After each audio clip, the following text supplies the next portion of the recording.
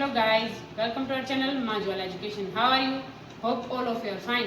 आज हम plus 2 class का ज्योग्राफी का लेसन नंबर 8 करेंगे, परिवहन एवं संचार, ट्रांसपोर्ट एंड कम्युनिकेशन। जल परिवहन, देखते हैं इसकी परिभाषा। सामान व यात्रियों को नदियों, नहरों, झीलों व समुद्र द्वारा एक स्थान से दूसरे स्थान पर पहुंचाना जल परिवहन कहलाता है। इसे दो भागों में बांटा जाता है। नंबर 1 पे आता है महासागरीय मार्ग और दूसरा होता है आंतरिक जल मार्ग। महासागरों के थ्रू एक जगह से दूसरी जगह पर सामान और यात्रियों को पहुंचाना महासागरीय मार्ग कहलाता है, और देश के अंदर ही विभिन्न नदियों, नहरों, झीलों द्वारा सामान या यात्रियों को एक स्थान से दूसरे स्थान पर पहुंचाना आंतरिक जल मार्ग के अंतर्गत आता है। देखते हैं जल मार्ग के लाभ। नंबर 1, यह एक सस्ता साधन है। यह सड़क और वायु परिवहन से काफी सस्ता होता है। सभी दिशाओं में मुड़ने की सुविधा। महासागरों में इतना ज्यादा पानी होता है कि हम अपने नाव या जहाज को किसी भी दिशा में मोड़ सकते हैं। वहां पर कोई ये नहीं है कि वहां ट्रैफिक जाम है या कोई और किसी तरह की भी कोई प्रॉब्लम नहीं होती। रख रखाव में कोई खर्च नहीं लगता, क्योंकि जैसे रोड बनाने पड़ते हैं या बस स्टैंड बनाने पड़ते हैं या एयरपोर्ट बनाने पड़ते हैं, इस तरह से यहाँ पर कोई भी खर्च नहीं करना पड़ता। लंबी दूरी के लिए यह उत्तम साधन है। काफी उन्नत सेवाएं यहाँ पर प्राप्त होती हैं, जैसे प्रशीतन कोष्ठक। कहने का भाव यह है कि काफी उन्नत यहाँ की सेवाएं हमें प्राप्त होती हैं, जैसे प्रशीतन प्रकोष्ठक। कहने का भाव यह है कि कोई भी चीज यहाँ खराब नहीं हो सकती। यहाँ पर फ्रिज वगैरह की सुविधा होती है। टैंकरों, जिनके द्वारा बड़े सामान को उतारा या चढ़ाया जाता है, उनका प्रयोग किया जाता है। मन मोह लेने वाला आतिथ्य सत्कार यहाँ पर होता है, और यहाँ पर 5 सितारा सुविधाएं प्राप्त होती हैं। कहने का भाव यह है कि यहाँ पर हर तरह की सुविधाएं हमें प्राप्त होती है, जिसकी वजह से नाव के द्वारा या जहाज के द्वारा यात्रा करना जो है हमें बहुत ही अच्छा लगता है। देखते हैं विश्व के कुछ महत्वपूर्ण महासागरीय मार्ग। सबसे पहले देखेंगे उत्तरी अटलांटिक मार्ग, नॉर्थ अटलांटिक रूट। यह संसार का सबसे महत्वपूर्ण व व्यस्त रेल मार्ग है, क्योंकि यह उत्तरी अमेरिका के पूर्वी तट और पश्चिमी यूरोप मिलाता है। पश्चिमी यूरोप समुद्री मार्गों का केंद्र है। यहाँ से विश्व के लगभग 40% मार्ग आरंभ होते हैं। विश्व के व्यापारिक जलयानों द्वारा ढोए जाने वाला जो माल है वो 25% केवल यहीं से ढोया जाता है, और विश्व की 55 जो बंदरगाहें हैं ना, उनमें से 28 बंदरगाहें जो है वो इस मार्ग के ऊपर स्थित हैं। इसलिए इस मार्ग को वृहद ट्रंक मार्ग भी कहते हैं। पश्चिमी यूरोप की विभिन्न बंदरगाहों जैसे लंदन, लिवरपूल, मैनचेस्टर, रोटरडम और हैम्बर्ग इत्यादि को उत्तरी अमेरिका की पूर्वी तट की जो बंदरगाहें हैं जैसे क्यूबेक, मॉन्ट्रियल, हैलिफैक्स और न्यूयॉर्क इत्यादि को आपस में जोड़ती है। दूसरे नंबर पर देखते हैं भूमध्य सागर व हिंद महासागरीय मार्ग, जो यूरोप से अफ्रीका, एशिया और ऑस्ट्रेलिया तक जाता है, और ये पश्चिम की ओर से जाने वाले माल में मुख्यतः जो है कृषि उत्पाद जैसे रबड़, कपास, चाय, कहवा, चीनी और खनिज तेल इत्यादि होता है। तीसरे नंबर पर देखते हैं दक्षिण अटलांटिक मार्ग, जो पश्चिमी यूरोप व पश्चिमी अफ्रीका को दक्षिणी अमेरिका से जोड़ता है, अर्थात ब्राजील, अर्जेंटीना और उरुग्वे को मिलाता है। यहाँ ये जो है ना ब्राजील। तीसरे नंबर पर देखते हैं दक्षिण अटलांटिक मार्ग, जो पश्चिमी यूरोप व पश्चिमी अफ्रीका को दक्षिणी अमेरिका से जोड़ता है, अर्थात ब्राजील, अर्जेंटीना और उरुग्वे को मिलाता है। ब्राजील से कहवा, कोको और अर्जेंटीना से गेहूं, मांस, ऊन इत्यादि जो है उत्तरी अमेरिका में लाए जाते हैं। उत्तरी प्रशांत मार्ग, जो उत्तरी अमेरिका को योकोहामा, कोबे, संघाई, हांगकांग, मनीला से होता हुआ सिंगापुर से जोड़ता है। इस मार्ग द्वारा एशियाई देशों की ओर से अमेरिका को नारियल तेल, चीनी, चाय, रेशम, तंबाकू व खिलौने इत्यादि निर्यात किए जाते हैं, जबकि उत्तरी अमेरिका से इन देशों को मांस, फल, दूध व दूध से बने पदार्थ व लुगदी और पेट्रोलियम व धातुएं प्रदान की जाती हैं। दक्षिण प्रशांत मार्ग, यह जल मार्ग पश्चिमी यूरोप और उत्तरी अमेरिका को ऑस्ट्रेलिया और न्यूजीलैंड से जोड़ता है। इस मार्ग पर मुख्यतः गेहूं, मांस, ऊन, फल व दुग्ध उत्पादन जो है परिवहन होते हैं। देखते हैं दक्षिण प्रशांत मार्ग, यह मार्ग पश्चिमी यूरोप और उत्तरी अमेरिका को ऑस्ट्रेलिया और न्यूजीलैंड से जोड़ता है। इस मार्ग पर मुख्यतः गेहूं, मांस, ऊन, फल और दूध उत्पादों को परिवहन किया जाता है। इसके बाद देखते हैं उपमाशा अंतरिक्ष मार्ग। यह मार्ग पश्चिमी यूरोप और दक्षिण अफ्रीका के भागों को जोड़ता है। यूरोप से सस्ते भाड़े पर ऑस्ट्रेलिया और न्यूजीलैंड जाने वाले यात्री जो है इसी मार्ग को चुनते हैं। स्वेज नहर के भारी टैक्स से बचने के लिए विभिन्न जहाज जो है इसी मार्ग को अपनाते हैं। इसके बाद देखते हैं दो परिवहन नहरें। स्वेज और पनामा नहर मनुष्य द्वारा निर्मित महत्वपूर्ण नहरें हैं जो पूर्वी और पश्चिमी विश्व दोनों के लिए प्रवेश द्वार का काम करती हैं। देखते हैं इनके बारे में।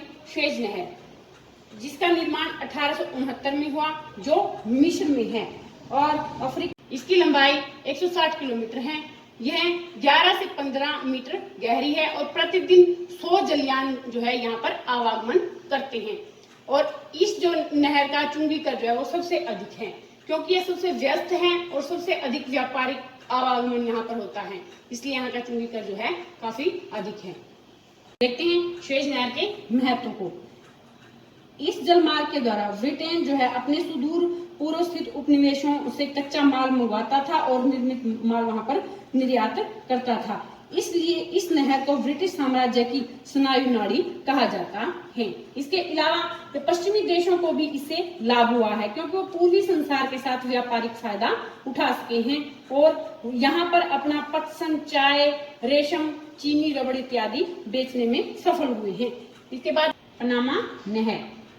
इसका निर्माण उत्तरी अमेरिका और दक्षिण अमेरिका के मध्य में स्थित पनामा गणराज्य के पनामा जल डमरू मध्य को काटकर किया गया है। मानव द्वारा निर्मित यह जलमार्ग जो है वो पूर्व में अटलांटिक महासागर पर स्थित कोलोन बंदरगाह को पश्चिम में प्रशांत महासागर पर पनामा बंदरगाह से जोड़ता है। इस नहर का निर्माण जो है संयुक्त राज्य अमेरिका द्वारा 1904 में आरंभ हुआ और 15 अगस्त 1914 को यह नहर जो है जलपोतों के लिए खोल दी गई। इसकी लंबाई 72 किलोमीटर है। यह सैन फ्रांसिस्को के मध्य लगभग 13,000 किलोमीटर की दूरी को कम करता है। देखते हैं पनामा नहर का महत्व। इस नहर के बन जाने से उत्तरी व दक्षिण अमेरिका के पूर्वी और पश्चिमी तटों के बीच की दूरी जो है वो कम हो गई है और यूरोप और संयुक्त राज्य अमेरिका के पश्चिमी तट पर जो बंदरगाह हैं उनकी दूरी भी कम हो गई है। संयुक्त राज्य अमेरिका के लिए ये नहर जो है स्मारक के रूप में जानी जाती है। कहने का भाव ये है कि सामरिक महत्व रखती है और पश्चिमी द्वीप समूह जो अमेरिका के लिए सुरक्षात्मक कवच का निर्माण करते हैं उनकी भी देखभाल के लिए सैनिकों को अड्डा प्रदान करती है। और ब्रिटेन को भी पनामा नहर से लाभ हुआ है। उसे न्यूजीलैंड, उत्तरी और दक्षिण अमेरिका के पश्चिमी तटों पर पहुंचने के लिए मार्ग जो उनका छोटा हो गया है। गाइस, पनामा नहर और स्वेज नहर जो कि मानव निर्मित महत्वपूर्ण दो नहरें हैं और पूर्व और पश्चिम विश्व के लिए द्वार का काम करती हैं। इन्हें मैप द्वारा देखते हैं स्वेज नहर कहाँ पर है। यहाँ ये स्वेज नहर है जो कि पश्चिम देशों को पूर्वी देशों से जोड़ती है। पहले पश्चिमी देशों से पूर्वी देशों में जाने के लिए इतना लंबा चक्कर लगाना पड़ता था, लेकिन इस नहर के निर्माण से ये जो चक्कर है वो कम हो गया। केवल मात्र 12 घंटों में इसे पार किया जा सकता है। अब हम देखेंगे पनामा नहर। पनामा नहर कहाँ पर है? यहाँ पर है ये पनामा नहर। पनामा नहर उत्तरी अमेरिका और दक्षिणी अमेरिका दोनों को जोड़ती है और यह अटलांटिक महासागर को प्रशांत महासागर से जोड़ती है। पहले अटलांटिक महासागर से प्रशांत महासागर तक जाने के लिए इतना लंबा चक्कर लगाना पड़ता था, लेकिन इस नहर की वजह से जो है ये चक्कर कम हो गया है, जिसकी वजह से व्यापार करना आसान हो गया है। लेकिन इन नहरों में चुंगी कर बहुत अधिक है। आंतरिक जलमार्गों का विश्व वितरण देखेंगे। सबसे पहले आता है यूरोप। यूरोप में राइन जलमार्ग। जर्मनी की सबसे बड़ी नदी राइन विश्व की सबसे व्यस्त नदी है। यह जर्मनी और नीदरलैंड से होकर बहती है, जो कि व्यापारिक दृष्टि से बहुत ही महत्वपूर्ण है। दूसरे नंबर पर आती है डैन्यूब जलमार्ग। डैन्यूब और इसकी सहायक नदियों का एक सुंदर नमूना है। तीसरे नंबर पर आती है वोल्गा जलमार्ग। वोल्गा नदी 3,840 किलोमीटर लंबी है, जो यूरोपीय रूस से वोल्गा व डोन जलमार्ग के अंदर आती है। इसके बाद आता है उत्तरी अमेरिका। इसके अंदर दो मुख्य आंतरिक जलमार्ग हैं। एक है सेंट लॉरेंस जलमार्ग, जो उत्तरी अमेरिका में सेंट लॉरेंस नदी के जोरनद पर स्थित है। इसके बाद दूसरा है मिसिसिपी जलमार्ग। यह उत्तरी अमेरिका का दूसरा आंतरिक जलमार्ग जो है वो मिसिसिपी नदी तंत्र पर है, जो कि काफी व्यस्त है और आंतरिक उत्तरी अमेरिका के अंदर जो है काफी आवागमन रहता है। इसके बाद तीसरे नंबर पर आता है एशिया। एशिया के अंदर चीन और भारत दो ऐसे देश हैं जिनके अंदर आंतरिक जलमार्ग जो है मुख्य रूप से पाया जाता है। इनमें 1.60 लाख किलोमीटर नदियां हैं। इनमें यांगत्से कियांग नदी जो है वो महत्वपूर्ण है, जो 11,000 किलोमीटर लंबा जलमार्ग प्रदान करती है। दूसरे नंबर पर भारत आता है। भारत में लगभग 14,500 किलोमीटर लंबे जलमार्ग हैं, जिनका निर्माण नदियों, नहरों, समुद्र का पृष्ठ जलभाग करता है। भारत में गंगा, यमुना, ब्रह्मपुत्र, महानदी, गोदावरी, कृष्णा, कावेरी, नर्मदा, ताप्ती नदियों में जल परिवहन का प्रयोग होता है। इसके बाद आता है म्यांमार। म्यांमार यहाँ की इरावदी नदी भी महत्वपूर्ण जलमार्ग प्रदान करती है। चौथे नंबर पर आता है दक्षिण अमेरिका। यहाँ सबसे उत्तम जलमार्ग जो है वो पराना पेरागुए जल प्रवाह है। पराना से जहाज जो है वो सांटाफे तक जाते हैं और यह नदी रायो डी ला प्लाटा के नदमुख में गिरती है। वायु परिवहन, एयर ट्रांसपोर्ट। वायु परिवहन अपेक्षाकृत नया है। इसका विकास 20वीं सदी के आरंभ में हुआ। विगत 50 वर्षों में इसने आश्चर्यजनक तरक्की की। देखते हैं इसकी विशेषताएं। शीघ्रतम साधन। स्थल और जल परिवहन की तुलना में वायु परिवहन जो है वो बड़ा तीव्रतम और शीघ्रतम पहुंचाने वाला साधन है, परंतु यह बहुत ही महंगा भी है। संपर्क क्रांति में सहायक। संपर्क क्रांति में सहायक। वायु परिवहन ने संपर्क में क्रांति ला दी है। जिन अगम्य क्षेत्रों तक स्थल मार्ग जो है विकसित नहीं किए जा सकते, जैसे संघन वन, पर्वत, दलदल, हिम क्षेत्र इत्यादि, वहां पर भी वायु परिवहन जो एकमात्र विकल्प बच जाता है। कीमती वस्तुओं के लिए उत्तम माध्यम, जैसे हीरे जवाहरात या कोई दस्तावेज पत्र इत्यादि, जो कि बहुत ही बहुमूल्य कीमती होता है, उसे शीघ्रता से हम एक स्थान से दूसरे स्थान पर इसके द्वारा पहुंचा सकते हैं। प्राकृतिक आपदाओं या संकट में फंसे लोगों के लिए सहायक है, जैसे ऐसे लोगों के लिए शीघ्र दवाइयाँ, कपड़े, भोजन इत्यादि जो है उन तक पहुंचाए जा सकते हैं। विश्व में राजनीतिक और सामरिक संतुलन बनाए रखने में जो है वायु परिवहन अत्यंत उपयोगी सिद्ध हुआ है। इसके बाद है समय की बचत। कई इंसान ऐसे हैं जिनके पास बिल्कुल ही समय नहीं होता, बहुत बिजी होते हैं, उनके लिए यह उत्तम साधन है और ये पर्यटन के लिए भी उत्तम साधन है। एक स्थान से दूसरे स्थान पर शीघ्रता से पहुंचा सकता है। इसके बाद इसके दोष देखते हैं। खर्चीला माध्यम, यह जो है बहुत ज्यादा महंगा है, इसलिए इसे खर्चीले माध्यम के रूप में जानते हैं। वर्षा, तूफान और कोहरे से भी प्रभावित होता है। अगर वर्षा है, तूफान है, तो जो है विभिन्न प्लेनों को कैंसिल कर दिया जाता है।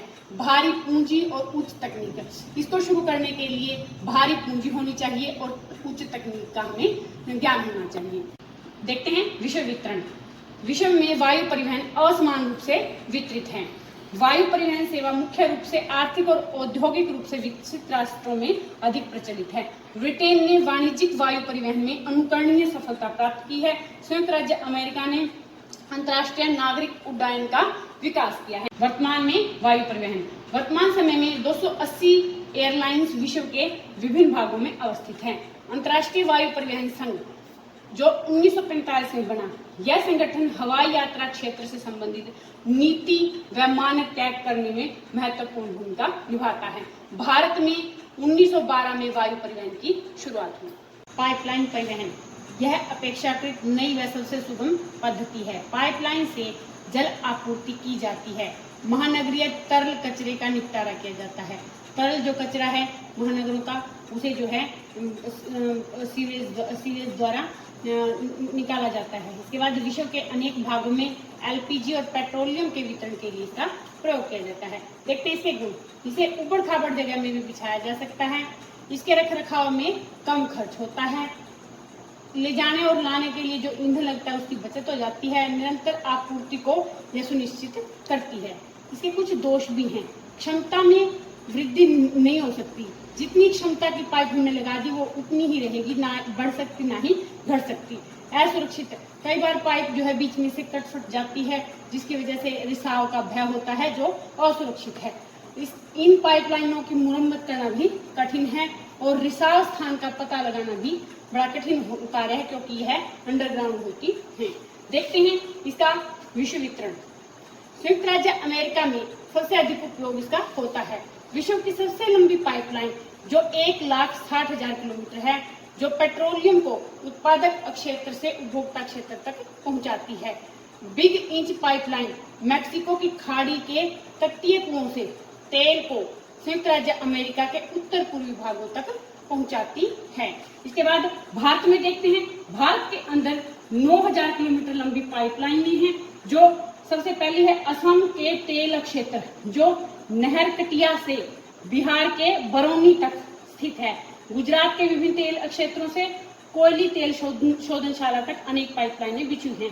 कच्छ की खाड़ी पर स्थित सलाया से मथुरा के बीच भी एक पाइपलाइन बिछाई गई है, जो 1256 किलोमीटर लंबी है। मथुरा से दिल्ली, पानीपत, अंबाला होती हुई जालंधर तक भी एक पाइपलाइन बिछाई गई है, जो मथुरा के पेट्रोलियम उत्पादों को वितरित करेगी। इसके बाद जो हमारे भारत के अंदर जो है ना, गैस का परिवहन भी पाइपलाइनों द्वारा होता है। संयुक्त राज्य अमेरिका के साथ साथ यूरोप में इटली, फ्रांस, नीदरलैंड आदि देशों में भी प्राकृतिक गैस का परिवहन पाइपलाइनों द्वारा होता है। भारत में गैस परिवहन के लिए सबसे बड़ी गैस पाइपलाइन जो है हजीरा, बीजापुर और जगदीशपुर पाइपलाइन है, जो विश्व की सबसे लंबी 1750 किलोमीटर लंबी पाइपलाइन है, जिसको अब और भी बढ़ाया जा रहा है, दिल्ली तक ले जाया जा रहा है। आगे देखते हैं संचार, कम्युनिकेशन। लंबी दूरी तक संदेशों का आदान प्रदान करने वाले जो साधन होते हैं वो संचार के साधन होते हैं। कहने का भाव यह है कि मनुष्य ने अनेक तरीके अपना लिए हैं अपने भावों को आदान प्रदान करने के लिए, लेकिन इसकी पहली क्रांति, पहला कदम जो 1844 में सैमुअल मोर्स ने तार के आविष्कार से किया। इसके बाद मार्कोनी ने 1894 में जो है रेडियो का आविष्कार किया। 1945 में टीवी ने इस विकास को और भी पूर्ण कर दिया, जिसके अंदर दृश्य भी दिखाई देने लगे। इसके बाद cell phone, email, fax, internet के माध्यम से समय और स्थान की सभी बाधाएं जो है दूर कर दी गई। संचार के ये नए रूप जो है विकासशील देशों में ग्रामीण संपर्क के लिए महत्वपूर्ण साबित हुए। कहने का भाव है कि संचार की दुनिया में हो रहा नित नया तीव्र विकास जो है वो हैरान करने वाला है। इस दिशा में जो है कदम अभी भी बढ़ते ही चले जा रहे हैं। देखते हैं इसके अंदर कौन कौन से साधन आते हैं। सबसे पहले है उपग्रह संचार। उपग्रह संचार से हम आज सेलफोन का, दूरदर्शन केबल का, उपग्रह के माध्यम से ही जो है इन सबको देख पाते हैं। उपग्रहों को हम अंतरिक्ष में छोड़ते हैं और उनके द्वारा उन किरणों को वो कैच करते हैं, जिसके वजह से हम दूरदर्शन पर नेटवर्क जो भी लाइव चल रहा होता है उसे देख सकते हैं और सेल फोन पर SMS भेज सकते हैं या फिर इंटरनेट के द्वारा कोई भी काम कर सकते हैं। इसके बाद आता है साइबर स्पेस इंटरनेट। यह विद्युत द्वारा कंप्यूटरीकृत स्पेस संसार है। ये आधुनिक संचार का एक मुख्य साधन है, जहां पर विश्व के हर कोने पर हम अपने संदेश को पहुंचा सकते हैं और इसे विश्व में करोड़ों लोग जो है प्रयोग करते हैं। संपूर्ण विश्व में सूचना का आदान प्रदान जो है इसी की वजह से संभव हो उसका है। इससे ई शिक्षा, ई वाणिज्य जो है वो आसान हो गया है। कहने का भाव ये है कि आज के समय में इंटरनेट के बिना जो है हम अपना काम नहीं चला सकते। हर काम के लिए हमें इंटरनेट की जरूरत हो गई है। गाइज, ये था हमारा आज का टॉपिक। आशा है कि आपको पसंद आएगा और आप इसे जरूर लाभ उठाएंगे। इसे लाइक करेंगे, शेयर करेंगे, कमेंट करेंगे, हमारे चैनल को सब्सक्राइब करेंगे और बेल आइकन दबाएंगे। देखते रहेंगे माँ ज्वाला एजुकेशन। स्वस्थ रहेंगे, मस्त रहेंगे। Bye bye.